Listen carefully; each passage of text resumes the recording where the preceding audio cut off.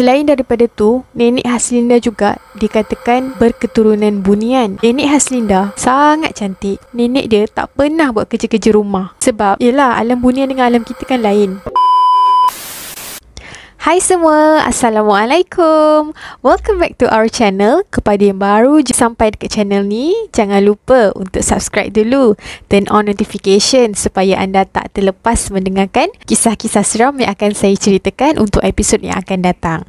Kepada yang masih belum lagi follow TikTok channel kami, jangan lupa untuk follow Alam Seperti Maya. Seperti biasa, hari ni kita ada 2 kisah seram yang akan saya ceritakan. So, tanpa membuang masa lagi, enjoy! Wallahulladzi la ilaha illahu alimul ghaibi wasyahadah warrahmanur rahim.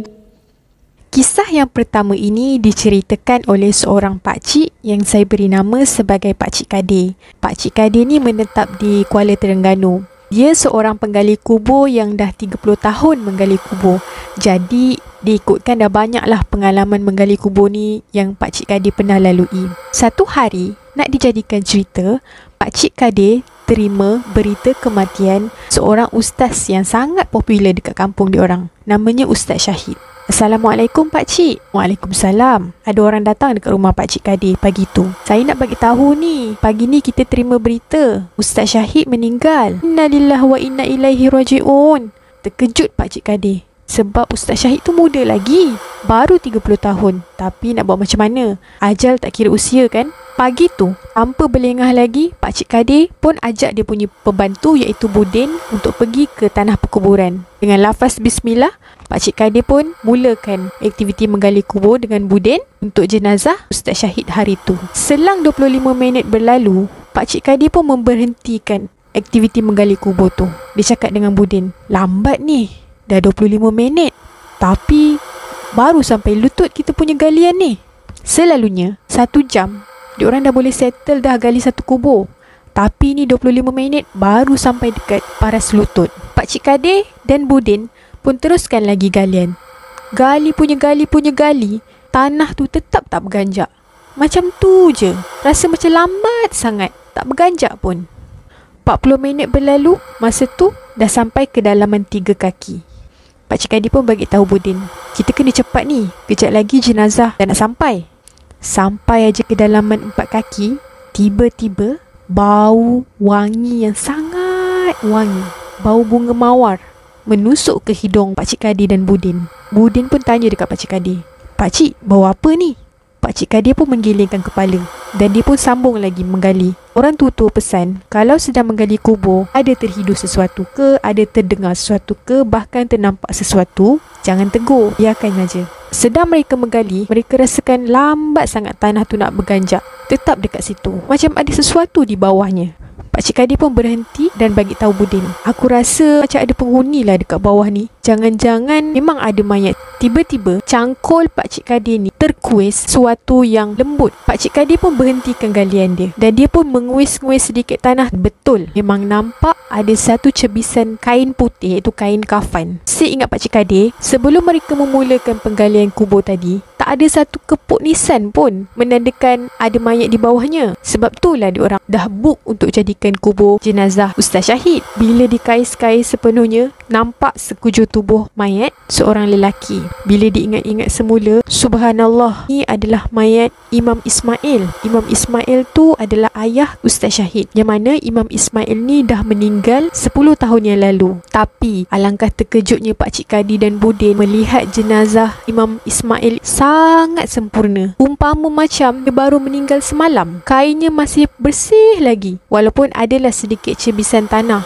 Dan lebih mengejutkan lagi, di kepala Imam Ismail ada sebuah Al-Quran. Al-Quran tu nampak sangat cantik, macam baru lagi. Apabila Al-Quran tu terkena matahari, dia mengeluarkan satu cahaya yang berwarna kuning. Cahaya kuning tu sangat cantik. Ada masa tu, Pakcik Kadir dan Budin dua-dua rasa insaf dan terkesan. Hampir mengalir air mata Pakcik Kadir mengenangkan Imam Ismail. Imam Ismail ni, dulu-dulu dia berasal daripada selatan Thailand. Dia merupakan seorang pendakwah dan Al-Hafiz yang menghafal Al-Quran. Dia jugalah seorang yang sangat baik, sangat berpengaruh di dalam kampung mereka membawa ajaran agama Islam. Jadi tak hairanlah Pakcik Kadir, jenazah Imam Ismail ni walaupun dah 10 tahun meninggal, tapi Allah Ta'ala masih pelihara lagi jenazahnya. Masih cantik, macam baru saja semalam meninggal, padahal dah 10 tahun dah. Pakcik Kadir dan Budin teruskan lagi galian, tapi mereka mula untuk menimbus mayat Imam Ismail dan besarkan lubang kubur tu. Mereka bercadang untuk letakkan jenazah Ustaz Syahid di sebelah jenazah arwah ayahnya, iaitu Imam Ismail. Bila jenazah sampai, keluarga Ustaz Syahid tanya dengan Pakcik Kadir dan Budin, "Kenapa besar sangat lubang kubur ni Pakcik? Tak pernah pun kami tengok lubang kubur sebesar ni." Pakcik Kadir pun memberi alasan, "Oh, tadi masa kami tengah gali-gali ada batu, jadi kami alihkan batu tu ke tepi sikit dan besarkan semula lubang kubur ni." Budin masa tu tersenyum saja bila mendengarkan alasan Pakcik Kadir tu. Maka selesailah sudah pengebumian Ustaz Syahid yang disemadikan di sebelah arwah ayahnya, iaitu Imam Ismail. Pakcik Kadir semenjak hari itu sangat-sangat terkesan. Dia merasakan bahawa hidup kita di atas muka bumi ini apabila menjadi orang yang sangat-sangat disayangi Allah, terutama orang yang menghafaz Al-Quran, memang dipelihara mayatnya. Pengajaran daripada cerita yang pertama ini adalah sepanjang hidup kita di dunia ini, penuhkanlah diri kita dengan amal kebaikan supaya apabila kita meninggal satu hari nanti, mayat kita akan dipelihara di alam kubur dan insya-Allah mudah-mudahan mendapat kebaikan dan pengakhiran yang baik di alam sana.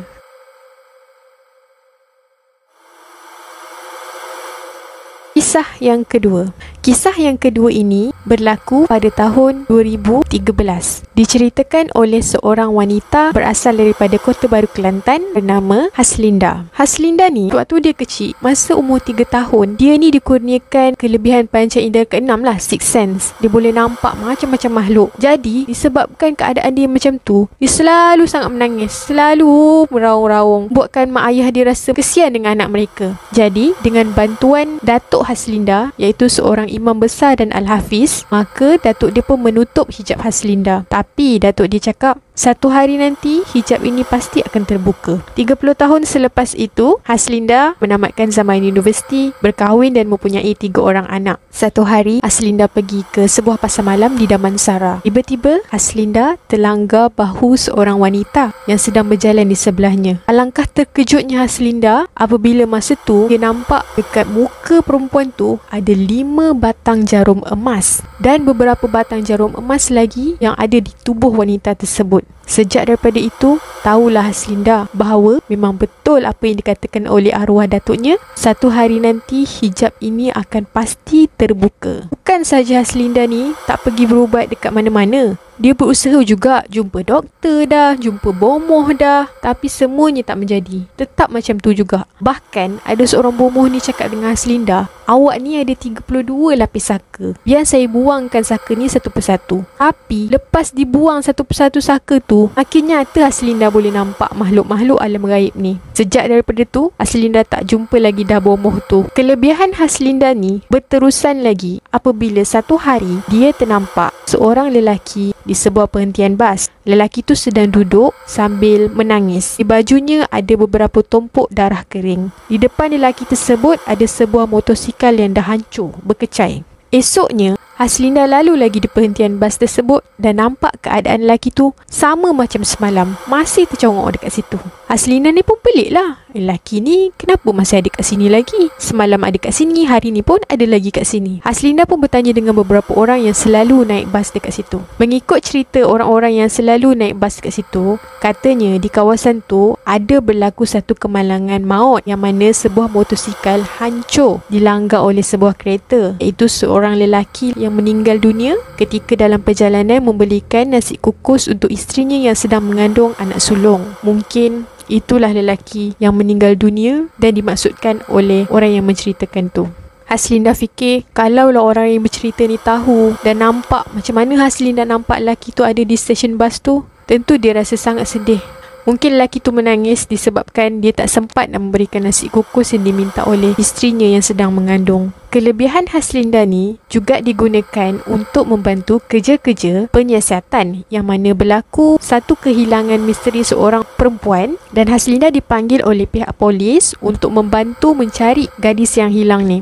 Apabila Haslinda memegang baju gadis tersebut, dia terus dapat nampak macam mana gadis tu dibunuh, disiat-siat kulit mukanya sampai terpercik darah. Rasa macam betul-betul terpercik dekat muka Haslinda sendiri, dan dia dapat bayangkan macam mana gadis tu menderita dan sakitnya ketika dia nak mati, dibuang di dalam sungai. Dan betul, mayat gadis tu ditemui di sungai yang berhampiran dengan tempat kejadian. Haslinda rasa sangat geram dan sangat marah dengan pembunuh tersebut, dan tak berapa lama kemudian, alhamdulillah, pembunuh itu dapat dikesan. Kelebihan panca indera ke-6 Haslinda ni masih lagi ada apabila satu hari ni Haslinda ke rumah kawan dia yang kematian ibunya. Dari jauh lagi, Haslinda dah nampak seorang wanita, iaitu dia kenal sangat makcik tu adalah ibu kepada kawan dia tu, makcik yang meninggal, berbaju putih dan duduk menangis di sebelah jasadnya yang terbujur kaku. Haslinda bertanya dengan kawan dia, apa yang terjadi sebenarnya ni? Kawan dia pun bagi tahu, ayah dia sebenarnya memang tak dapat terima sangat pemergian mak dia. Haslinda pesan dengan kawan dia untuk bagi tahu ayah dia redalah dengan pemergian isterinya, sebab kalau kita tak reda dengan pemergian orang yang kita sayang ni, boleh jadi ia akan menyeksa roh di alam sana. Agama Islam pun melarang kita kalau ada kematian keluarga, janganlah bersedih berlebihan, takut ia akan menyeksa roh di alam sana.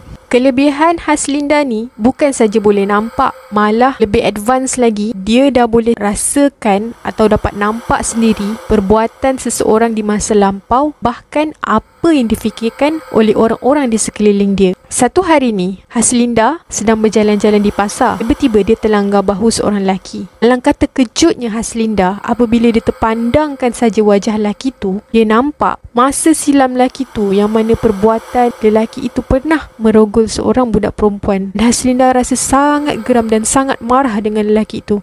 Lelaki itu pun beredar dan berlalu meninggalkan Haslinda. Tahulah Haslinda bahawa kelebihannya bukan saja boleh nampak makhluk di alam gaib, bahkan boleh melihat perbuatan seseorang di masa lampau, boleh mendengar apa yang difikirkan orang. Mengikut cerita Haslinda, ayah Haslinda berketurunan Syekh, iaitu Syekh Sunan Muria, yang datang dari Mekah ke tanah Jawa untuk menyebarkan agama Islam. Selain daripada tu, nenek Haslinda juga dikatakan berketurunan Bunian. Masa Haslinda berumur 6 tahun, sempatlah dia duduk sekejap dengan nenek dia sebab mak ayah dia pergi menunaikan haji dan umrah di Mekah. Nenek Haslinda sangat cantik. Kulitnya putih kemerah-merahan, rambut dia panjang sampai dekat ujung buku lali, berwarna keperangan. Mata nenek dia berwarna kelabu. Nenek sangat cantik. Nenek dia tak pernah buat kerja-kerja rumah. Kerja-kerja membasuh ke, memasak ke, semua dilakukan oleh datuk dia. Sebab, yelah, alam Bunian dengan alam kita kan lain. Dunia nenek dia memang dekat rumah je sepanjang hidup dia. Waktu nenek dia nak meninggal, nenek dia terlantar dekat rumah je. Satu hari tu, jasad nenek dia gaib begitu saja, hilang. Tak tahu pergi ke mana. Nenek pergi tanpa sebarang tanda dan tiada jasad mayat yang disemadikan. Tiada kubur pun buat nenek. Tak hairanlah Haslinda mempunyai kelebihan seperti ini berdasarkan keturunan dan susul galur yang dimiliki oleh Haslinda. Pengajaran daripada cerita yang kedua ini, kita perlu bersyukur dan menggunakan segala kelebihan yang telah Allah berikan untuk kita untuk membantu orang lain. Di samping itu, kita juga perlu memperbentengkan diri kita dengan banyak zikir, banyak baca Al-Quran. Selalulah memohon perlindungan kepada Allah supaya sentiasa memelihara kita walau di mana jua kita berada.